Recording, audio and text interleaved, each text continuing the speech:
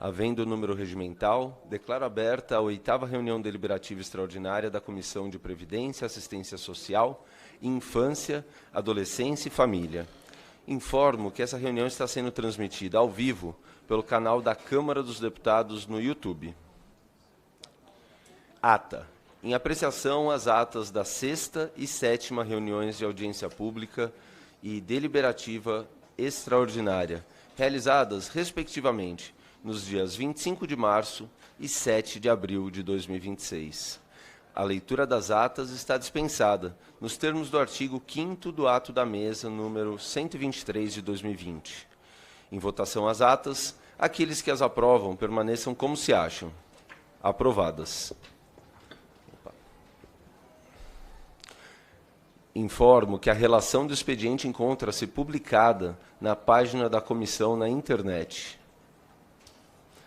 Retirada de pauta. Retiro da pauta, de ofício, o PL 43 de 2022, item 5 da pauta, a pedido da relatora para reexame do parecer.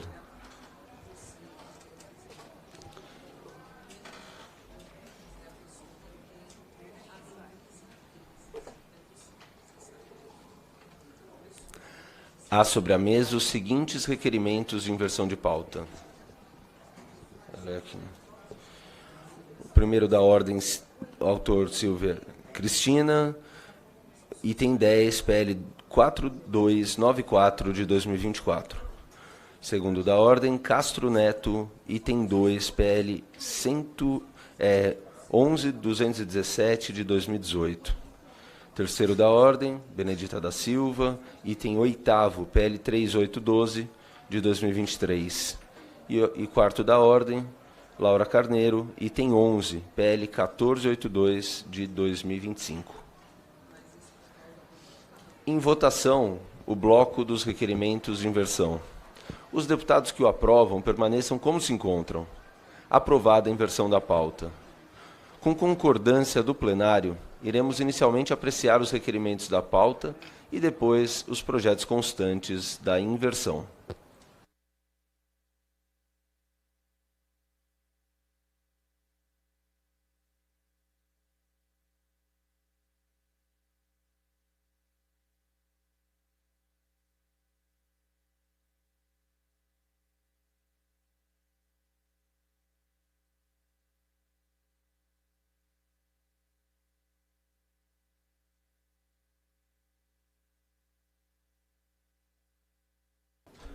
Convido agora a deputada Benedita da Silva para assumir a presidência em virtude de eu ser autor do requerimento.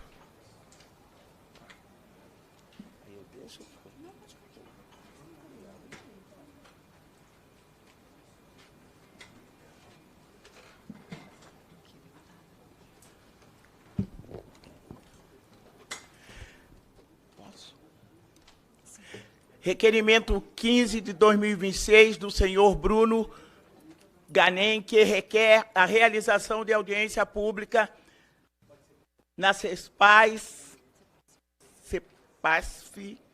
gente, eu não estou enxergando,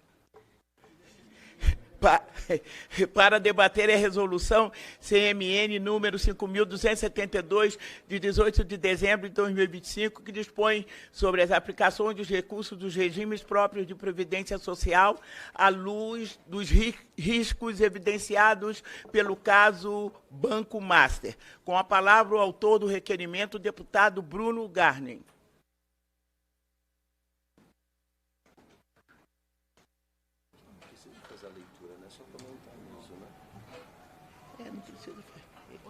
Tem que fazer a leitura. Beleza. Bom, o objetivo desse requerimento é justamente a gente, enquanto legislativo aqui, nos debruçarmos sobre um assunto que é bastante sensível na vida de, eu diria que milhões de pessoas, né? São as pessoas que são, de alguma forma, cobertas pelos regimes próprios de previdência, né, e que demandam, obviamente, que os investimentos desses regimes próprios sejam feitos de uma maneira que consiga equacionar da melhor maneira a segurança, né, a lisura, claro, né, isso é evidente, e também o retorno. Né, o retorno precisa ser suficiente para cobrir a aposentadoria, né, das pessoas. E, para isso acontecer, a gente precisa aprofundar nos detalhes o que foi feito de deliberação pós-Banco Master. Né, foi tomada uma decisão que, olhando como um todo, tem sim uma assertividade, mas que no detalhe a gente precisa criar aí uma solução que seja um pouco mais adequada, pelo menos em relação a esses regimes próprios. Inclusive, a imensa maioria deles, inclusive até por conta da governança, não estão envolvidos em perdas de valores no Banco Master. Passa-se a votação. Em votação, requerimento. Senhores deputados e deputadas que aprovam, permaneçam como se encontram. Aprovado.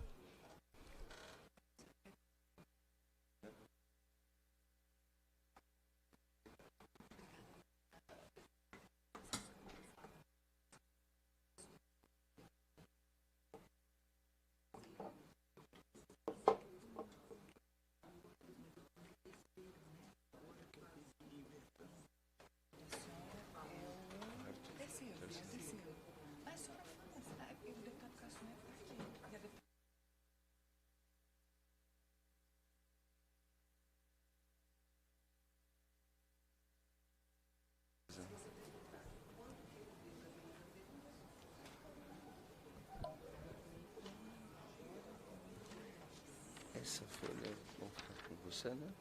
Sim, pode ficar. A gente vai para o item da inversão. Beleza. Já entrando na inversão, vamos para o item 10, projeto de lei número 4294 de 2024, da senhora Érica Hilton, que dispõe sobre a garantia de estabilidade provisória às empregadas e empregados diagnosticados com câncer de colo uterino, de mama e colo retal. Relatora é a deputada Silvia Cristina.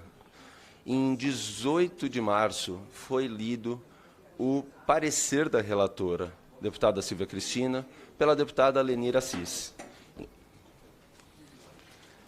Sobre a... Eu pedi aos dois, primeiro e segundo, se eles permitiriam, como eu sou a terceira, fazer a leitura, que eu tenho um compromisso agora às 15 horas.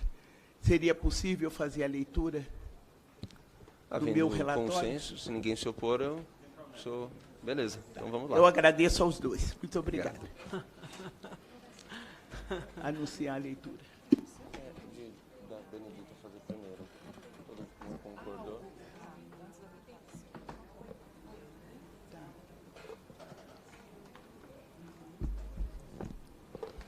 Então vamos ao item 8, projeto de lei número 3812 de 2023, do senhor Tarcísio Mota, que institui o Programa Federal de Apoio à Educação Popular. Relatora, a deputada Benedita da Silva. Concedo a palavra à deputada Benedita da Silva para proceder à leitura do parecer. Senhor presidente, direto ao relatório, mas antes agradecendo aos colegas por deixarem eu antecipar-me aqui na leitura. O projeto de lei número 3.812, de 2023, de autoria do nobre deputado Tarcísio Mota, ele pretende instituir o Programa Federal de Apoio à Educação Popular com o objetivo de apoiar e incentivar cursos sociais, populares e comunitários. O artigo 1º da proposição contém o conceito desses cursos, indicando que são aqueles organizados pela sociedade civil sem finalidade econômica e direcionados para a comunidade local. Já o artigo 2º traz os princípios e diretrizes do programa, enquanto o artigo 3º descreve as ações prioritárias.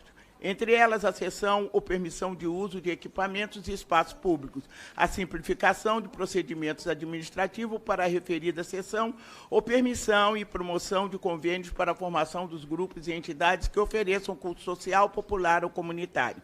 Nos artigos 4º e 5º constam regramentos para o uso de universidade ou instituição federal de ensino. Aos artigos 6º e 7º, autoriza o Poder Executivo a fomentar, por meio de convênios, editais ou financiamento direto, a formação ou capacitação daqueles que oferecem os cursos e a captar, transferir recursos para subsidiar e financiar programa de transporte escolar ou de passe livre para os estudantes dos cursos de que trata a proposição. O artigo 8º estabelece prioridade de implementação do programa nos territórios periféricos e populares, buscando reduzir as desigualdades sociais e regionais. O artigo 9º dispõe sobre a isenção total de pagamento de taxa para inscrição nos processos seletivos para ingresso na Rede Federal de Educação Superior pelos estudantes de baixa renda egressos dos cursos pré-vestibulares contemplados pelo programa. Já o artigo 10º assegura aqueles estudantes que ministrarem aulas em cursos sociais, populares ou comunitários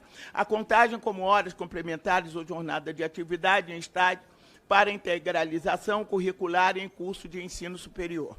A proposição tramita em regime ordinário e está sujeita à apreciação conclusiva pelas comissões. Foi distribuída às comissões de Educação, de Previdência, Assistência Social e Infância, Adolescência e Família, de Finanças e Tributação, do Regimento Interno da Câmara dos Deputados e da Constituição e Justiça e de Cidadania, do artigo 54 do regimento. Em sua justificação, o autor argumenta que os chamados cursinhos sociais, populares ou comunitários, tendo os pré-vestibulares como sua mais conhecida expressão, estão presentes em diversas cidades e territórios do nosso país. Eles representam uma importantíssima iniciativa de educação popular de caráter preparatório e cumprem um papel fundamental de promover o acesso à educação formal para grupos sociais mais vulneráveis e de suprir as deficiências da educação básica. A proposição foi aprovada em 13 de novembro de 2024 pela Comissão de Educação, na forma do substitutivo apresentado pelo relator, deputado Daniel Barbosa, com voto contrário do deputado Capitão Alder. Não há apensos. No prazo regimental, não foram oferecidas emendas à proposição nesta Comissão de Previdência, Assistência Social, Infância, Adolescência e Família. É o relatório, senhor presidente. Em discussão para... desculpa. O voto.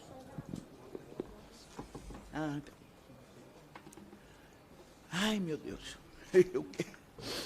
O projeto de lei em exame pretende instituir o Programa Federal de Apoio à Educação Popular para fomentar cursos sociais, populares e comunitários, definidos como iniciativa sem fins lucrativos da sociedade civil que oferecem regularmente cursos pré-vestibulares, pré-universitários, pré-militares, pré-técnicos, preparatórios para concursos, formação continuada de professores, curso de informática e reforço escolar.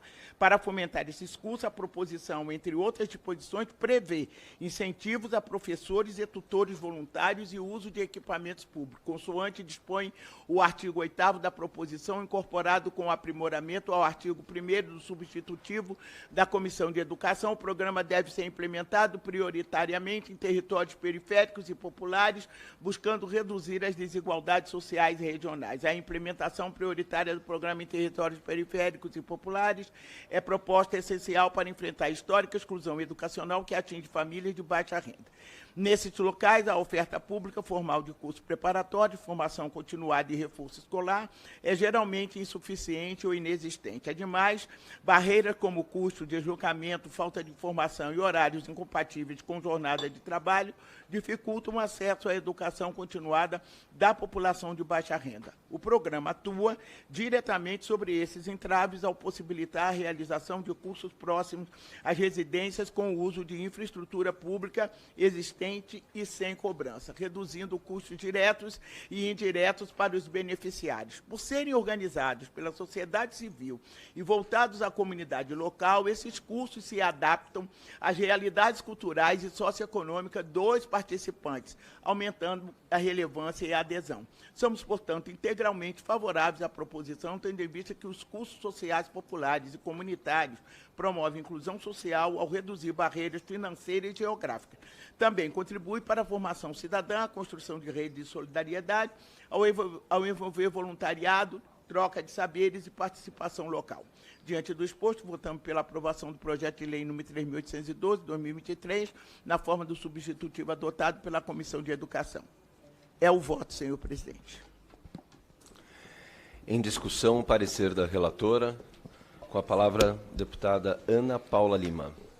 Esse projeto de lei que é o Programa Federal de Apoio à Educação Popular. Eu quero dar parabéns à deputada Benedita da Silva, que foi relatora do projeto, e ela destaca, senhores e senhoras, com precisão, que nos territórios periféricos e populares a oferta pública formal de cursos preparatórios, de formação continuada e de reforço escolar, geralmente é insuficiente, ou não existe.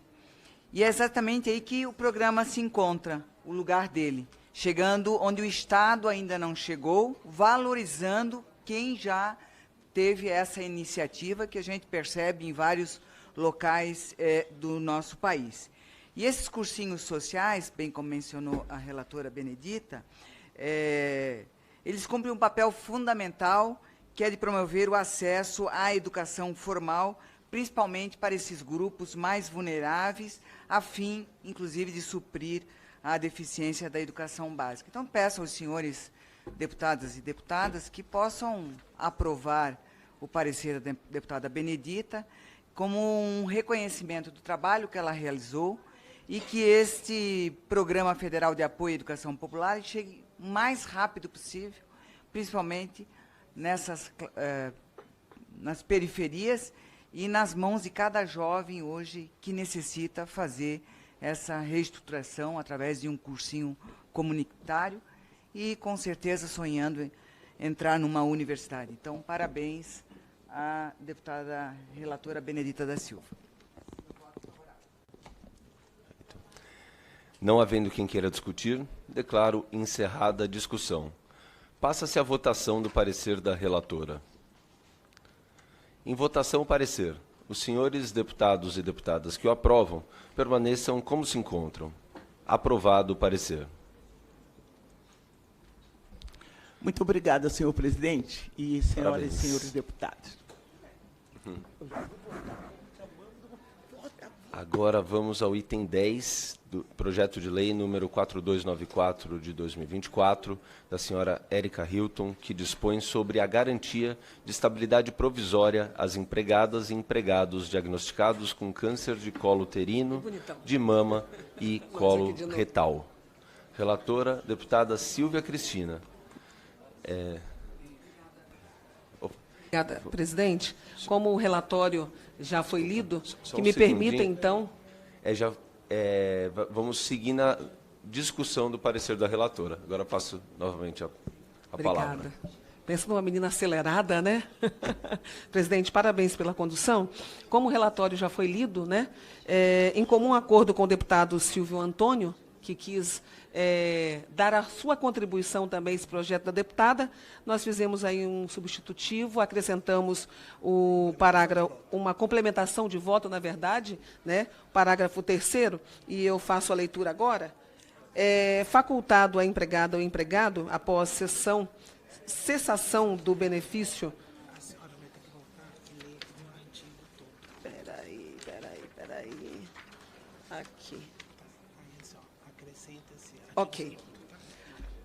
Artigo 2º, acrescenta-se ao seguinte artigo 429-A da Consolidação das Leis de Trabalho, aprovada pelo Decreto de Lei número 5.452, de 1º de maio de 1993. Artigo 492-A, o diagnóstico médico da empregada e do empregado com câncer de colo uterino, de mama e colo retal, advindo do curso de contrato de trabalho, ainda que durante o prazo de aviso prévio, trabalhado ou indenizado, garante a empregado ou empregada estabilidade provisória de 12 meses a contar com a data do diagnóstico. Parágrafo 1º, agora sim o parágrafo 3º, que é o complemento de voto, é facultado à empregada ou empregado, após a cessação do benefício do auxílio por incapacidade temporária, renunciar expressamente à estabilidade provisória prevista no caput desse artigo. E o relatório todo ele já foi lido anteriormente, presidente. Perfeito. Continuação, então, da discussão. Não havendo quem queira discutir, eu declaro encerrar... desculpa. Passo a palavra ao deputado Silvio Antônio. Só queria agradecer a deputada Silvia, tá? Parabenizar aí pelo relatório e acatar aí nossa participação. Muito obrigado, viu? Joia. Não havendo quem queira discutir, declaro encerrada a discussão. Passa-se a votação do parecer da relatora com a com a complementação de voto. Em votação, o parecer com complementação de voto. Os senhores deputados e deputadas que o aprovam permaneçam como se encontram. Aprovado o parecer com a complementação de voto.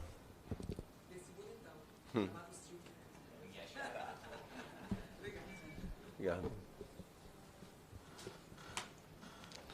Agora vamos ao item 2, projeto de lei número 11.217, de 2018,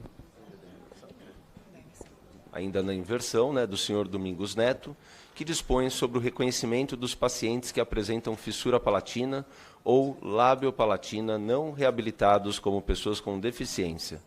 Temos apensados PL 11.259 de 2018, apensados PL 1751 de 2019 e PL 103 de 2024, PL 1626 de 2019, PL 4872 de 2019, PL 2359 de 2022 e PL 5201 de 2023.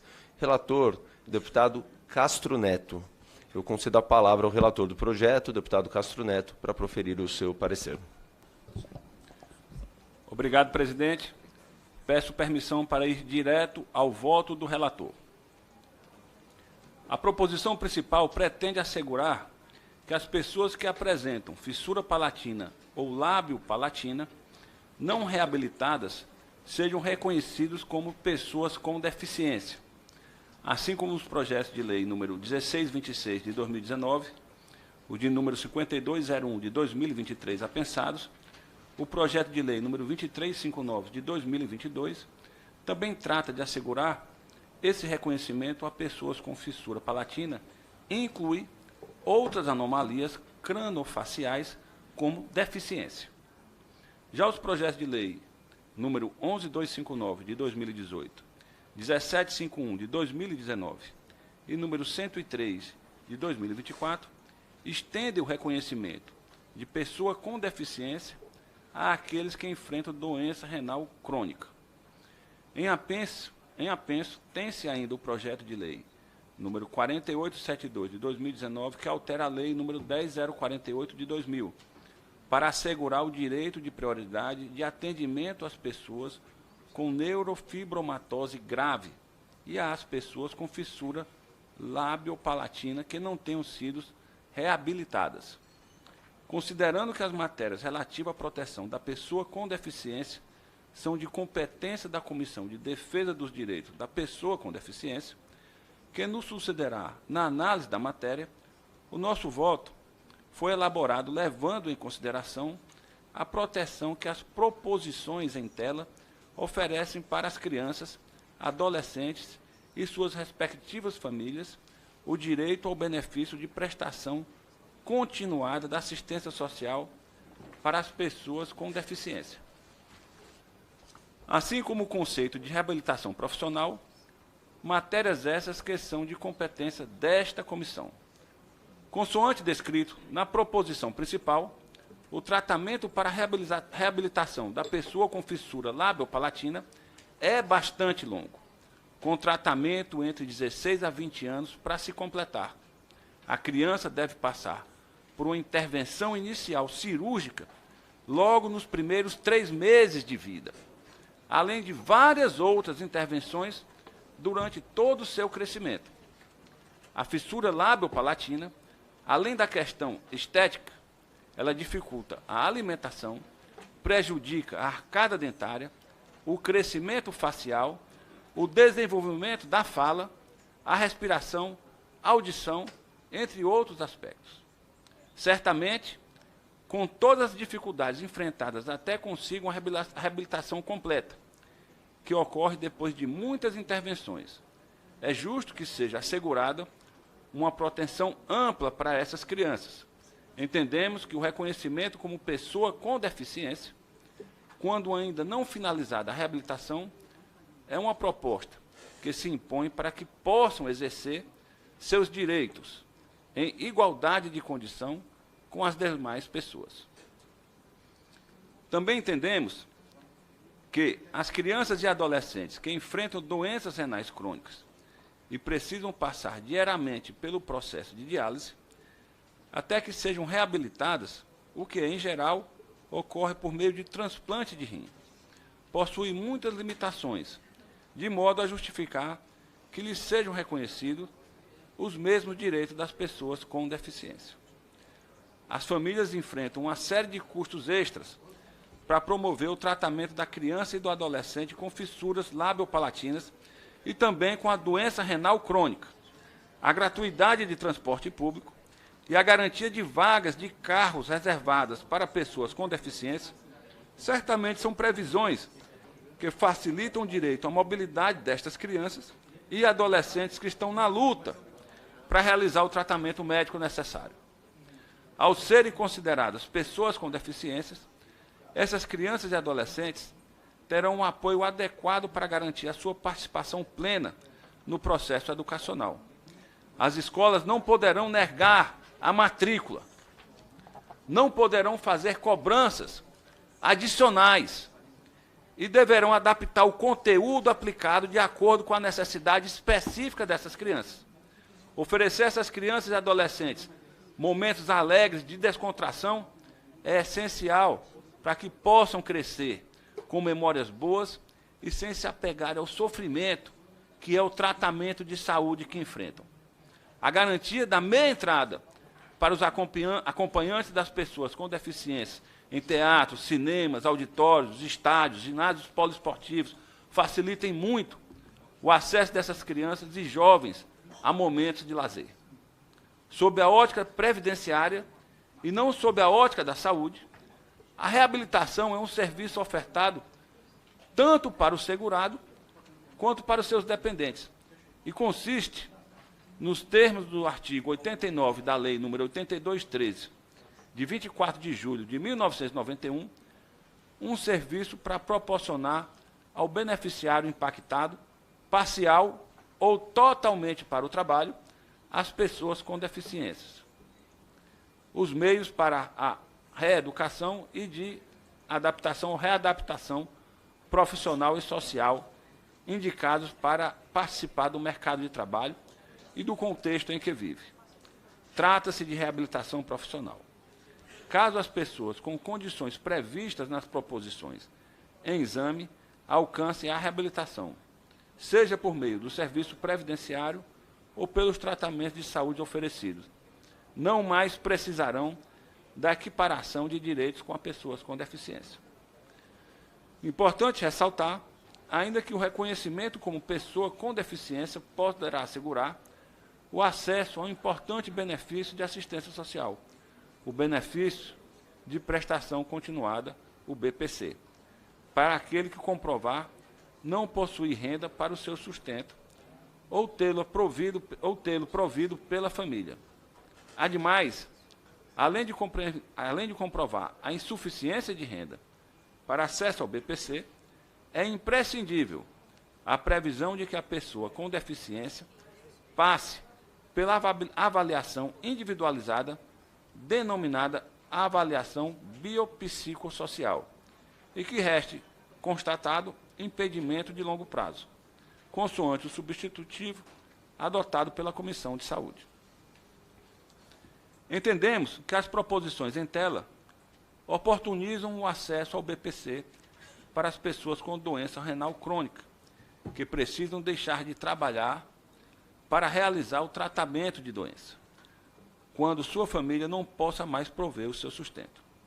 Também oferecem essa garantia para as crianças e adolescentes cujos pais precisam deixar de trabalhar para acompanhar extenso tratamento de seus filhos na reabilitação de fissura labiopalatina ou no processo de diálise, e ficam sem renda para prover o sustento da família. Concordamos integralmente com o substitutivo adotado pela Comissão de Saúde, que unificou todas as proposições e determinou que o direito seja assegurado após a avaliação biopsicossocial realizada por equipe multiprofissional e interdisciplinar, e desde que seja constatado que as pessoas com fissura palatina ou lábio-palatina não reabilitada, insuficiência renal crônica e neurofibromatose grave apresentam impedimento de longo prazo de natureza física.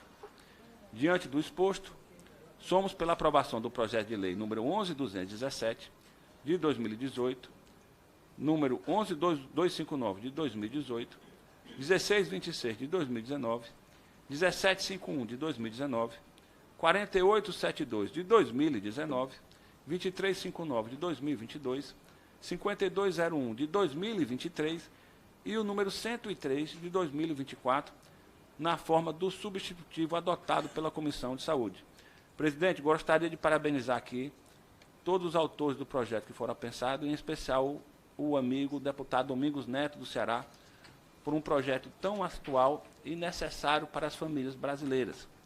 Isto, na prática, traz benefícios para as pessoas com esses problemas muito, como eu posso dizer, muito práticos e reais na atualidade.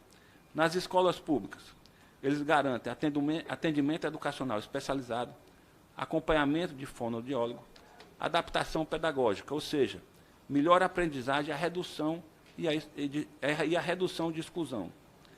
Acesso ao tratamento ao SUS, uma prioridade no SUS. Direito garantido à cirurgia, fonoaudiólogo, psicólogo, odontologia especializada, ou seja, tratamento mais rápido e completo. Traz benefícios práticos também no benefício social BCP-LOAS, quer dizer, as pessoas poderão acessar o BPC se comprovar renda e facilita acesso a programas sociais. E, por último, e não menos importante, o que cada pessoa procura gera emprego e renda, facilita acesso ao mercado de trabalho, ganha mais oportunidade de emprego formal. Então, aqui é um projeto que eu tive a honra de relatar, e eu tenho certeza que, aprovado nas comissões futuras, fará a diferença para as pessoas do Brasil que sofrem desses maus e será um grande benefício às famílias brasileiras, fazendo disso nosso trabalho aqui na Câmara dos Deputados ser muito mais honrado, digno e feliz de ajudar as pessoas que mais precisam. Perfeito. Em discussão, o parecer do relator. Não havendo quem queira discutir, eu declaro encerrada a discussão. Passa-se a votação do parecer do relator. Em votação, o parecer. Senhores deputados e deputadas que o aprovam, permaneçam como se encontram. Aprovado o parecer. Presidente, eu fui chamado aqui para ler o relatório do voto do relatório da deputada Laura Carneiro. Que é o próximo? É o próximo que é o item? projeto de lei, número que é o próximo da lista, que é o 1482 de 2025. Perfeito. Eu vou fazer a leitura e passo a palavra, então, para que o senhor possa fazer a leitura. Posso continuar? Não, eu vou falar umas coisas aqui primeiro, só um segundo. Projeto de lei número 1482, do senhor Domingos Neto, que altera a lei número 14154, de 26 de maio de 2021, que aperfeiçoou o Programa Nacional de Triagem Neonatal, por meio do estabelecimento de rol mínimo de doenças a serem rastreadas pelo teste do pezinho, para incluir a adrenoleucodistrofia no rol prioritário de rastreabilidade, relatora a deputada Laura Carneiro, mas cadê? Concedo a palavra ao deputado Castro Neto, que irá proceder à leitura do parecer da relatora, a deputada Laura Carneiro. Agora sim, desculpa. Obrigado, presidente. Peço permissão para ir direto ao voto da relatora, no caso. A esta Comissão de Previdência, Assistência Social, Infância, Adolescência e Família, compete analisar o mérito das propostas dos termos de que dispõe o artigo 32, inciso 24, do Regimento Interno da Câmara dos Deputados, especialmente em relação aos aspectos correlatados à proteção à infância, à adolescência e à família. Este projeto de lei constitui uma medida significativa para o fortalecimento das políticas públicas de saúde infantil, expandindo a lista de doenças monitoradas no Programa Nacional de Triagem Neonatal. A adrenoleucodistrofia é uma condição genética rara que pode levar a uma deterioração neurológica progressiva e causar danos significativos à saúde das crianças afetadas. A triagem neonatal é uma ferramenta fundamental na política pública de saúde, pois permite a detecção precoce de doenças que, quando diagnosticada a tempo, podem ser tratadas adequadamente, diminuindo o risco de complicações graves, sequelas e mortalidade infantil. o projeto de lei número 1482 de 2025 está alinhado a esses objetivos e se insere no âmbito das políticas públicas que buscam reforçar a atenção integral à saúde infantil e expandir as estratégias de diagnóstico precoce no Sistema Único de Saúde do nosso país. Ademais, considera-se pertinente a previsão de vacatio legis de 180 dias, a fim de assegurar o prazo razoável para a adequada implementação da medida proposta. Por essas razões, voto pela aprovação do projeto de lei número 1482 de 2025, na forma do substitutivo em anexo.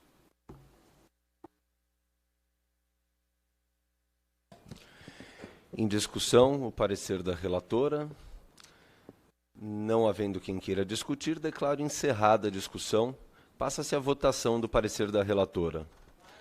Em votação o parecer, os senhores deputados e deputadas que o aprovam permaneçam como se encontram. Aprovado o parecer.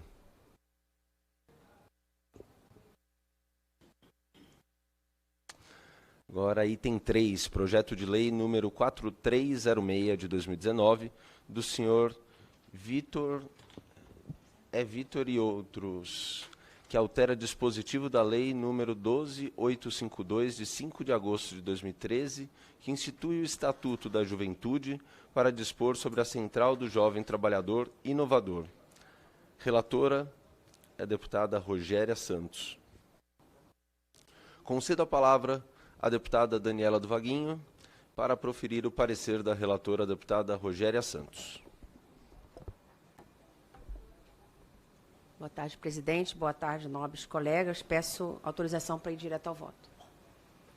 O projeto de lei número 4.306, de 2019, tem por finalidade alterar o artigo 16 da lei número 12.852, de 5 de agosto de 2013, Estatuto da Juventude, a fim de instituir a Central do Jovem Trabalhador Inovador, que será um sistema específico de atendimento ao jovem, estruturado por meio de ações integradas nas esferas federal, estadual, distrital e municipal, com o objetivo de promover sua inserção no mercado de trabalho, bem como sua qualificação profissional.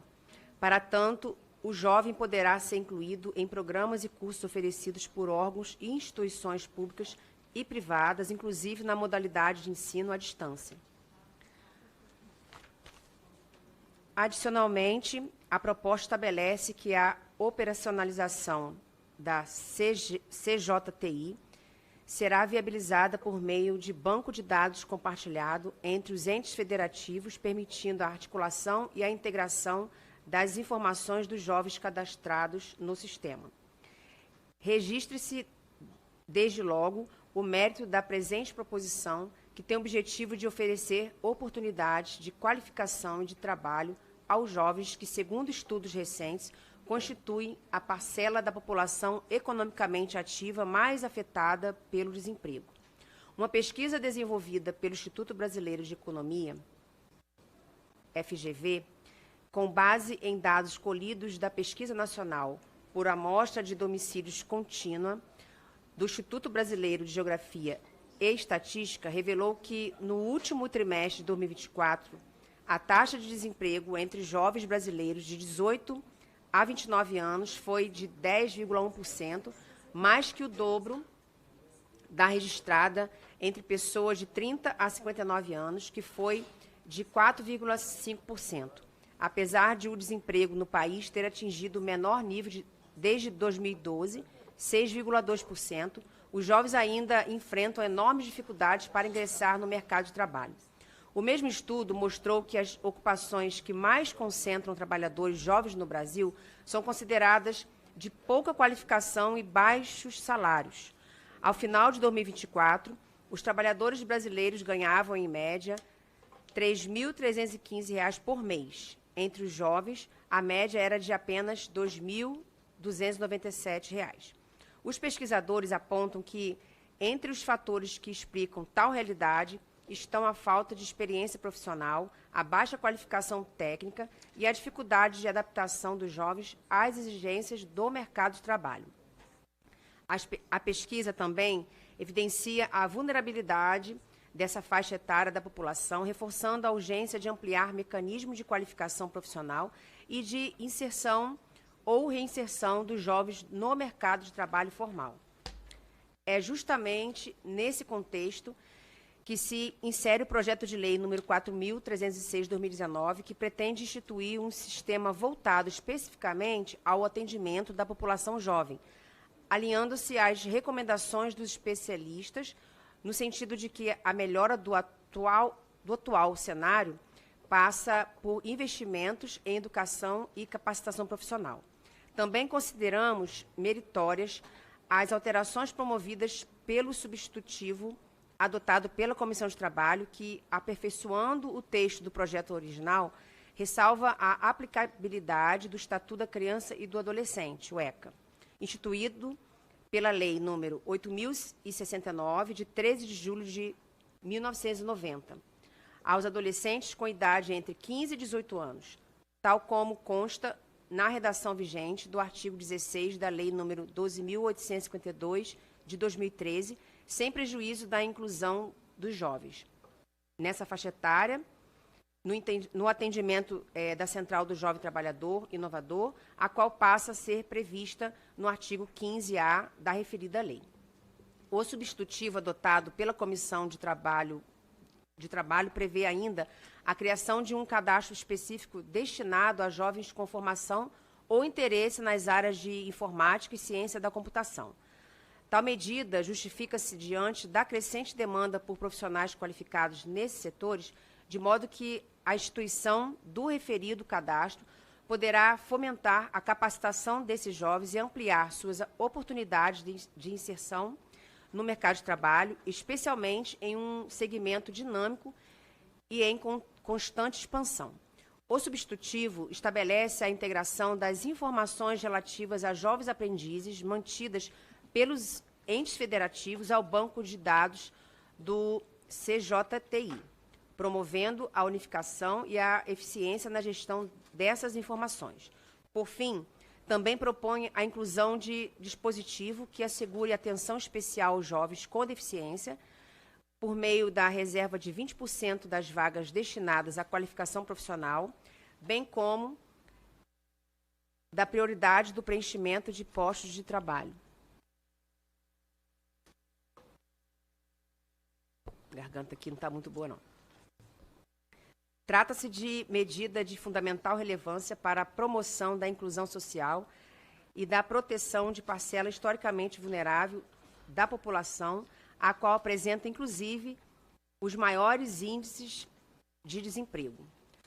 A proposta, ademais, está em consonância com o disposto no artigo 35 da Lei nº 13.146, de 6 de julho de 2015, Lei Brasileira de Inclusão da Pessoa com Deficiência, que estabelece como finalidade primordial das políticas públicas de trabalho e emprego a promoção e a garantia de condições de acesso e permanência da pessoa com deficiência no mercado de trabalho.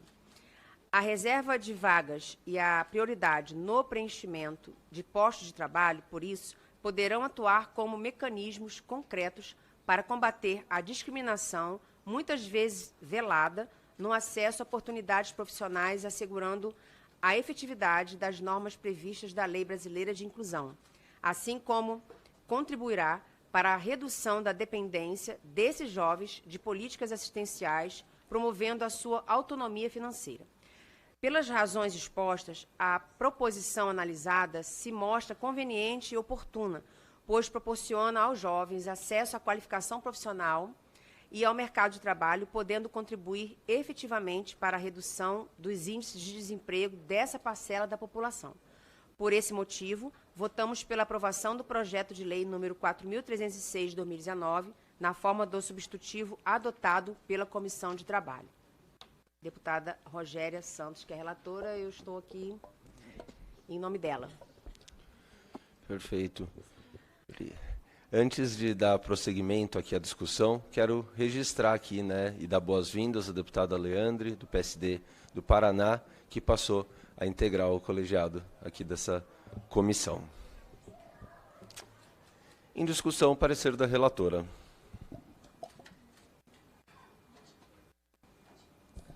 Não havendo quem queira discutir, declaro encerrada a discussão. Passa-se a votação do parecer da relatora. Em votação, o parecer. Os senhores deputados e deputadas que o aprovam permaneçam como se encontram. Aprovado o parecer.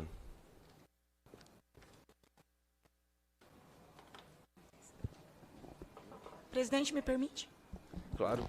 Eu quero inicialmente... Deputada Leandre. Obrigada, senhor presidente, colegas parlamentares, uma alegria poder voltar a essa casa, depois de 3 longos anos licenciada à frente da Secretaria de Estado da Mulher, Igualdade Racial e Pessoa Idosa do Estado do Paraná.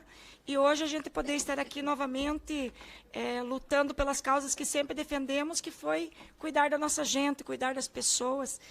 E essa comissão, fiquei muito feliz quando ela foi criada, foi uma luta também que tivemos ao longo dos nossos primeiros mandatos aqui na casa, que a Secretaria de a Comissão de Seguridade Social era uma comissão extremamente grande e que a área da assistência social, da família, da criança, do adolescente, ela precisava ter esse olhar especial que hoje a gente tem a oportunidade de estar aqui vendo isso acontecer na prática.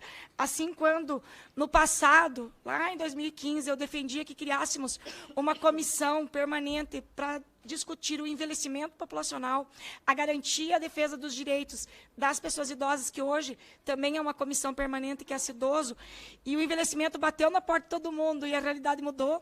Eu tenho certeza que também a área do desenvolvimento social e humano que discuta essa comissão é um grande ganho para essa casa, mas principalmente para a sociedade brasileira. Eu fico feliz de poder hoje estar aqui ladeado de parlamentares incríveis, que eu já conheço sua história, sua trajetória, sabendo que vamos poder estar ombro a ombro, lutando cada vez mais por políticas públicas que transformem a vida das pessoas. E eu quero me colocar à sua disposição aqui, no que eu puder servir. Quero agradecer ao nosso partido, em nome do nosso líder Antônio Brito, a oportunidade de fazer parte aqui da Comissão da Assistência Social, que é uma pauta muito cara para todos nós que estamos aqui.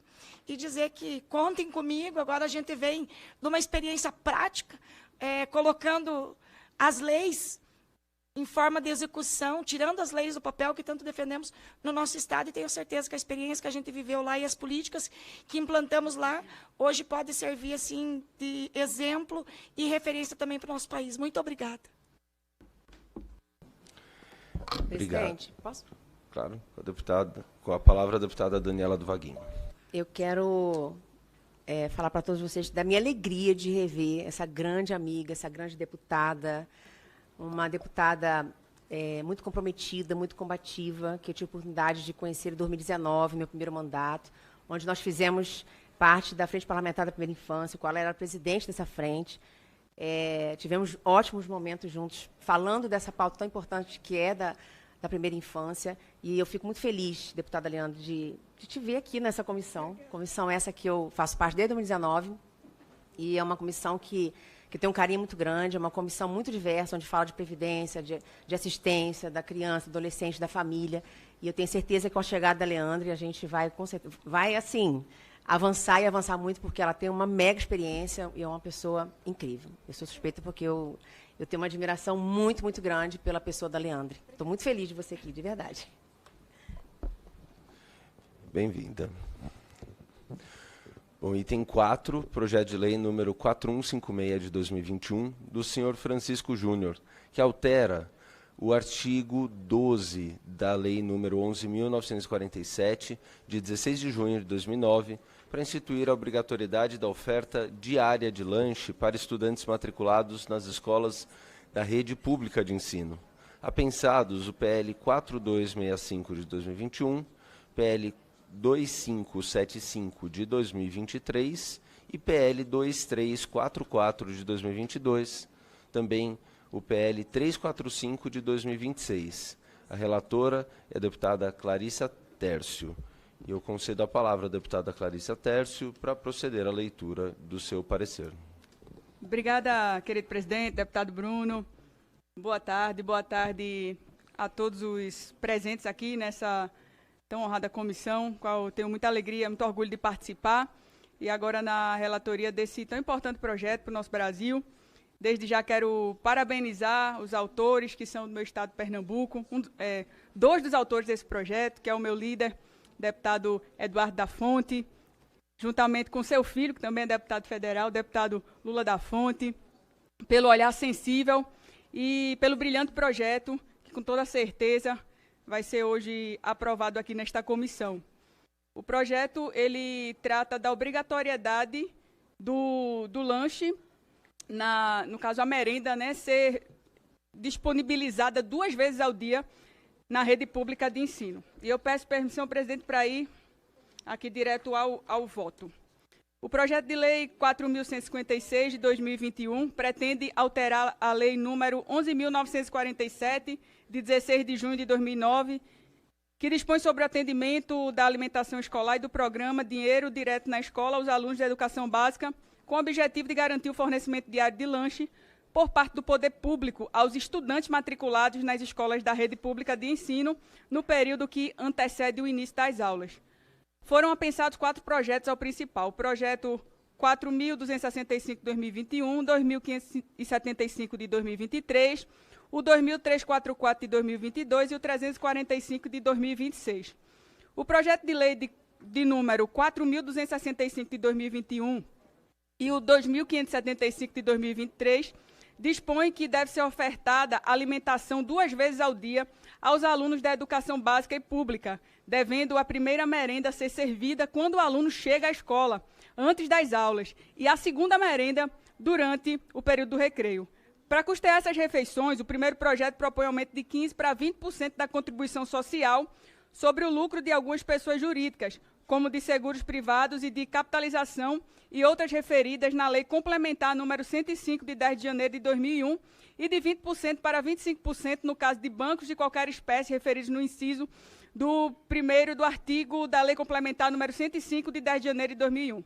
Já a segunda prevê que as despesas com a oferta da segunda merenda serão custeadas com os recursos previstos no artigo 212 da Constituição Federal, que prevê que a União aplicará anualmente, nunca menos de 18, e os estados, o Distrito Federal e os municípios, 25%, no mínimo, da receita resultante de impostos compreendida e proveniente de transferências na manutenção do desenvolvimento do ensino. Pesquisa do Observatório da Alimentação Escolar concluiu que a assistência alimentar durante o fechamento das escolas públicas não chegou a todos e que há grande irregularidade e perda da qualidade da alimentação dos estudantes. A pesquisa revelou ainda que, antes da pandemia, a grande maioria dos estudantes, 85%, se alimentava na escola. 68% disseram que todos os dias eram oferecidos prato de comida, porém 13% só recebiam lanche. As respostas mostram um bom grau de aceitação quanto à quantidade de alimentação ofertada na escola. 78% consideram suficiente, porém 22% consideram pouca. No tocante à proposta do PL 4.265 de 2021, de instituição de fonte de custeio mediante aumento de alíquota de contribuição social sobre o lucro líquido, cumpre ressaltar que, embora de grande relevância, o fornecimento de alimentação aos estudantes não pode ser financiado com essa contribuição, que tem por objetivo definido a linha C do inciso 1º do artigo 195 da Constituição. O fornecimento de alimentos aos estudantes durante o período de permanência na escola é uma política educacional cujo financiamento compete ao Estado com recursos do orçamento fiscal. Nesse sentido, a Lei 11.947 de 2009 dispõe que o Programa Nacional de Alimentação Escolar tem como fonte de financiamento recursos financeiros consignados no orçamento da União, os quais devem ser repassados em parcela aos estados, Distrito Federal e municípios e às escolas federais pelo FNDE. Pelas razões expostas, somos pela aprovação da proposição principal, o projeto de lei número 4.156 de 2021 e de seus apensados, o projeto de lei número 4.265 de 2021, o PL 2344 de 2022 e o projeto de lei 2.575 de 2023 e do projeto de lei número 345 de 2026 na forma do substitutivo anexo. Obrigado, senhor presidente. Obrigado. Em discussão, o parecer da relatora. Não havendo quem queira discutir, eu declaro encerrada a discussão. Passa-se a votação do parecer da relatora. Em votação, o parecer. Os senhores deputados e deputadas que o aprovam permaneçam como se encontram. Aprovado o parecer.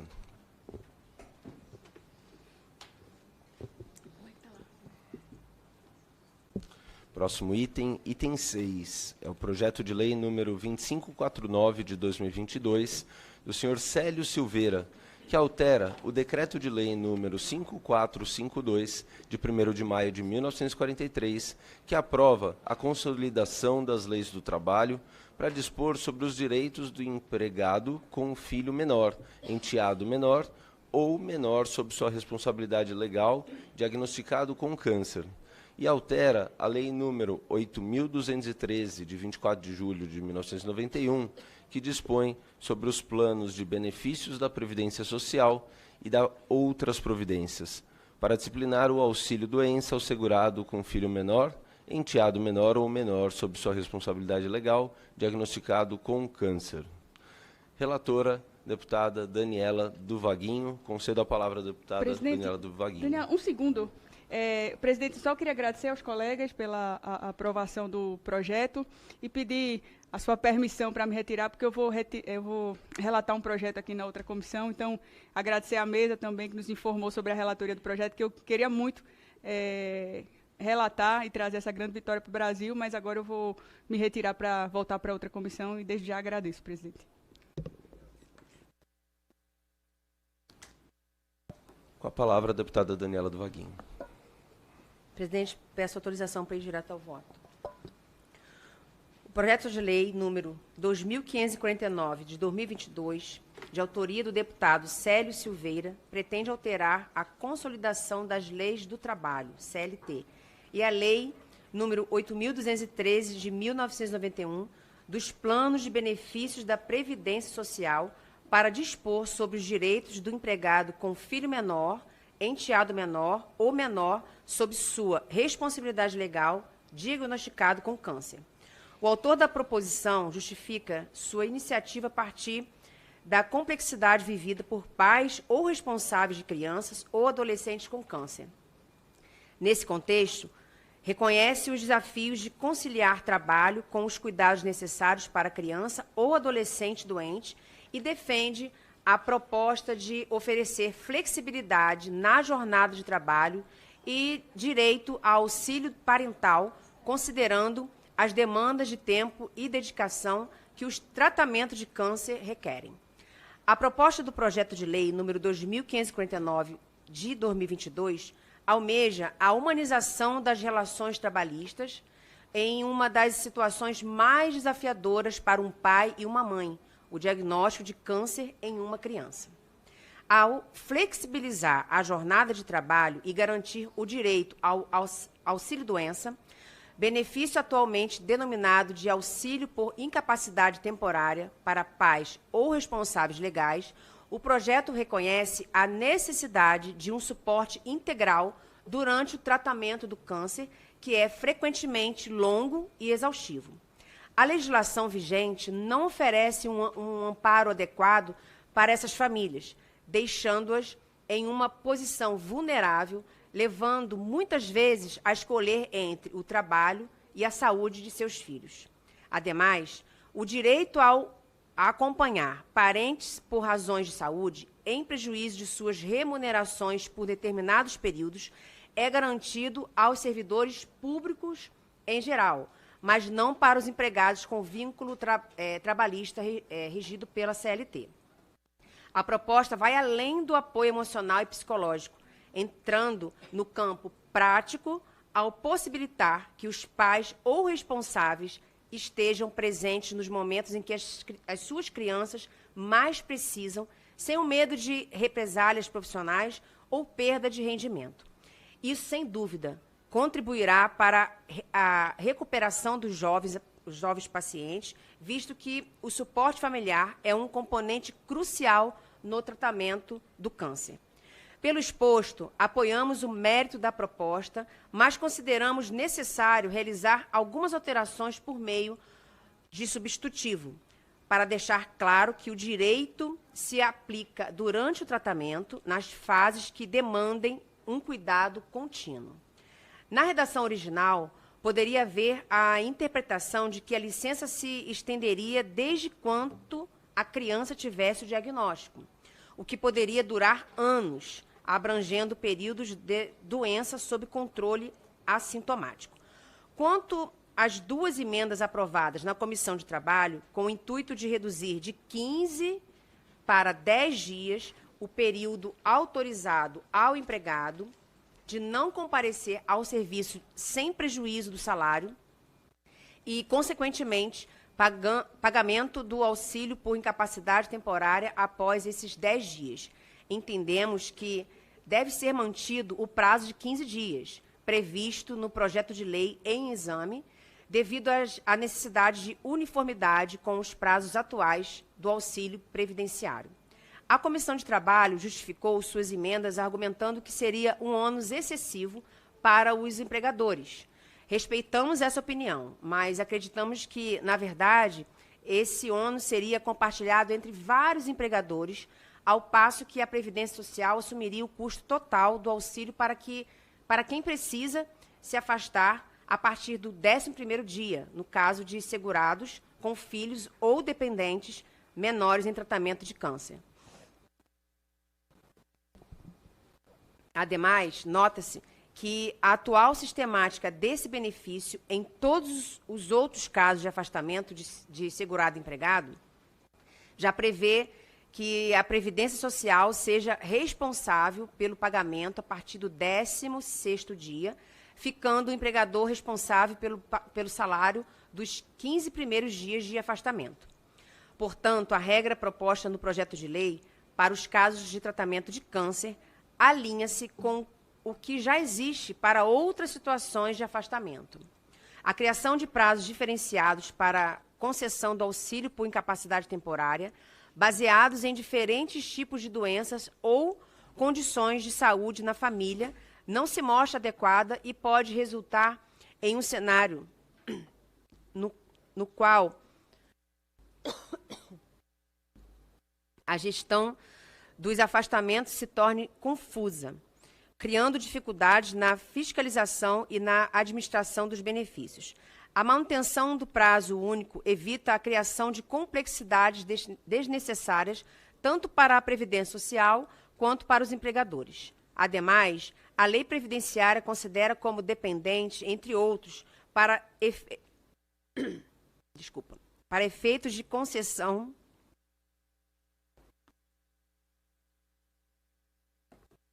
e manutenção de benefícios, não somente o filho ou enteado menor de idade, mas o filho não emancipado de qualquer condição até 21 anos de idade, ou que tenha deficiência intelectual, mental ou grave, artigo 16, artigo 16.1 da Lei número 8.213 de 1991. Dessa forma, é pertinente que se mantenha o mesmo conceito de dependente já previsto na lei previdenciária. Com essa mudança proposta no substitutivo apresentado, será garantida tanto a uniformidade de conceitos, como também que a criança com deficiência, independentemente de sua idade, durante o tratamento de câncer, enseje o direito de seu representante legal afastar-se com direito ao auxílio previdenciário. Por fim, sem prejuízo do oportuno juízo de admissibilidade a ser feito pela Comissão de Constituição e Justiça e de Cidadania, acerca da compatibilidade da extensão do benefício por incapacidade temporária para o trabalho, no caso de segurados do regime geral de previdência social com dependentes menores em tratamento de câncer, ante a cobertura de riscos definidas no caput do artigo 201 da Constituição Federal, registramos que nos parece ser viável essa providência em função da substituição da contingência social, doença por incapacidade temporária, prevista na nova redação do inciso 1 do referido artigo, conferida pela Emenda Constitucional número 103, de 12 de novembro de 2019, a nossa última reforma previdenciária até o presente. Diante do exposto, votamos pela aprovação do projeto de lei número 2549 de 2022, na forma do substitutivo anexo, e rejeição das emendas número 1 e número 2, adotadas pela Comissão de Trabalho. Obrigada, presidente. Obrigado. Em discussão, o parecer da relatora. Não havendo quem queira discutir, declaro encerrada a discussão. Passa-se a votação do parecer da relatora. Em votação, o parecer. Os senhores deputados e deputadas que o aprovam permaneçam como se encontram. Aprovado o parecer.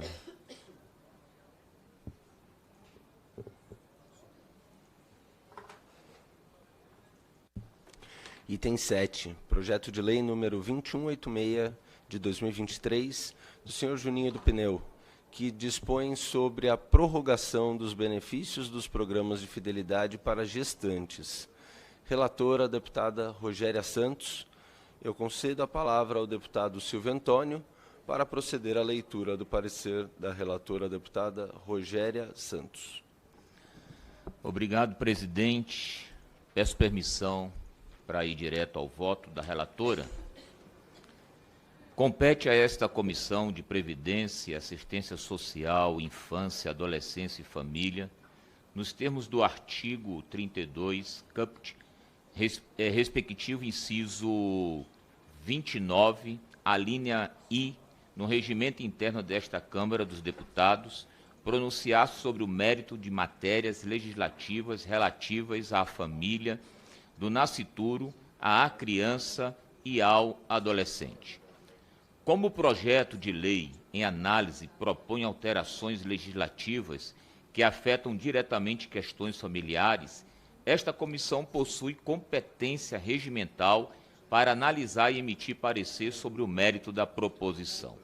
Sendo assim, passemos ao exame da mencionada iniciativa legislativa. É importante reconhecer que a gravidez constitui um período de significativas transformações na vida da mulher, marcada por alterações físicas, emocionais e financeiras. Muitas gestantes enfrentam, durante essa fase, aumento de despesas médicas, redução da capacidade laboral e necessidade de reorganização do orçamento familiar. As condições gestacionais, bem como as limitações impostas pelos cuidados necessários à saúde da mãe e do bebê, muitas vezes impedem que as mulheres utilizem plenamente os benefícios dos programas de fidelidade antes do parto. A prorrogação da validade dos pontos acumulados nesses programas garante que as gestantes possam usufruir dos respectivos benefícios em momento oportuno, especialmente após o nascimento da criança. Ademais, a extensão da validade dos pontos de fidelidade para gestantes não apenas beneficia as mães, mas também contribui para o bem-estar da primeira infância, período crucial para o desenvolvimento humano. Com a prorrogação dos benefícios, as famílias terão maior flexibilidade para adquirir produtos essenciais como fraldas, medicamentos, alimentos infantis e outros itens necessários ao cuidado do bebê após o nascimento. Essa medida pode funcionar como um mecanismo indireto de apoio à maternidade, reduzindo o impacto financeiro dos primeiros meses de vida da criança e permitindo que as mães utilizem os benefícios acumulados no momento mais apropriado às suas necessidades familiares. Nesse contexto, os programas de fidelidade que possibilitam o acúmulo de pontos e sua conversão em produtos ou serviços representam um recurso valioso de apoio econômico às mães. Saliente-se ainda que os programas de fidelidade, embora sejam estratégias comerciais das empresas, exercem uma função social importante ao proporcionar benefícios econômicos aos consumidores. A prorrogação de validade de pontos para gestantes alinha esses programas com princípios constitucionais de proteção à maternidade e à infância, estabelecidos nos artigos 6º, 227 da Constituição Federal. Além disso, a emenda aprovada na Comissão de Defesa do Consumidor mostra-se pertinente a alterar a redação do artigo 1º para autorizar e não obrigar às empresas e estabelecimentos a prorrogar os benefícios dos programas de fidelidade destinados às gestantes. Tal ajuste é necessário para evitar a imposição de encargos excessivos às empresas privadas, que possuem autonomia para gerir seus programas de relacionamento com consumidores. Ao mesmo tempo, a emenda preserva a possibilidade de adoção da medida, estimulando a responsabilidade social das empresas e garantindo que aquelas que desejarem apoiar as gestantes o façam dentro de suas condições operacionais e estratégias.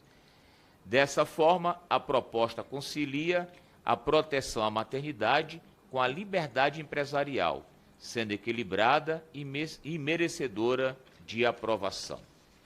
Assim, a proposição revela-se de grande relevância sobre os aspectos social, econômico e de saúde, merecendo, portanto, a aprovação desta Casa Legislativa.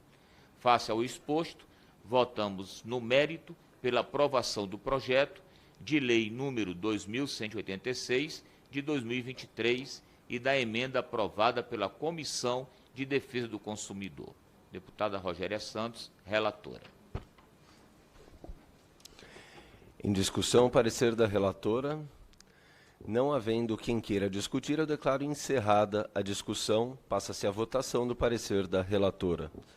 Em votação o parecer, os senhores deputados e deputadas que o aprovam permaneçam como se encontram. Aprovado o parecer.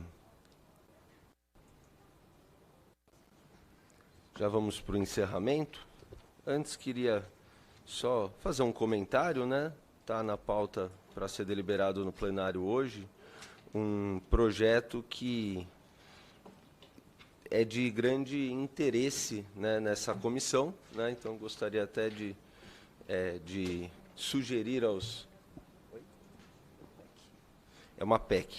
Uma PEC. Exato, a PEC 383 de 2017, para garantir recursos mínimos para o financiamento do Sistema Único de Assistência Social, SUAS, autor Danilo Cabral, e a gente tem nessa PEC a garantia de 1%, né, do orçamento para assistência social. É um projeto relevante, especialmente para nós que estamos aí na comissão que trata dessa temática. Encerro a presente reunião, antes convocando reunião extraordinária deliberativa a ser realizada no dia 15 de abril, quarta-feira, às 2 horas, neste plenário, para deliberar os itens da pauta. Está encerrada a reunião. Obrigado.